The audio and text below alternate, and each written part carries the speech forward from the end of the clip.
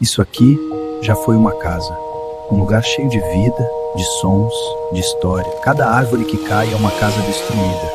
Cada área desmatada é um caminho sem volta.